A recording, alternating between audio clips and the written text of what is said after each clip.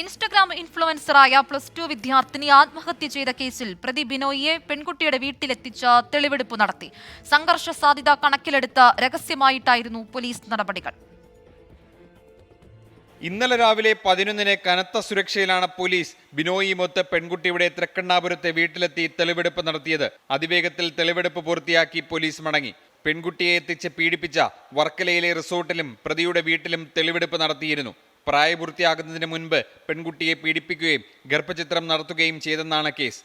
Custody കാലാവധി കഴിഞ്ഞതിനാൽ ബിനോയിയെ വീണ്ടും ജയിലിലേക്ക് തന്നെ വിട്ടു. അതേസമയം പെൺകുട്ടിയുടെ ആത്മഹത്യയിൽ ബിനോയിക്കെതിരെ ആത്മഹത്യാ പ്രേരണ കുറ്റം ചുമത്താൻ കഴിയില്ലെന്നാണ് പോലീസ് നിലപാട്. ഇൻസ്റ്റഗ്രാം വഴി പരിചയമായ പെൺകുട്ടിയും ബിനോയും 3 വർഷമായി പ്രണയത്തിലായിരുന്നു.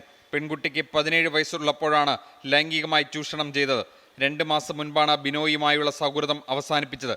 പെൺകുട്ടിയുടെ അമ്മ നൽകിയ മൊഴിയെ തുടർന്നാണ് പോക്സോ ചുമത്തി ബിനോയിയെ അറസ്റ്റ് ചെയ്തത്. 24 തിരുവനന്തപുരം.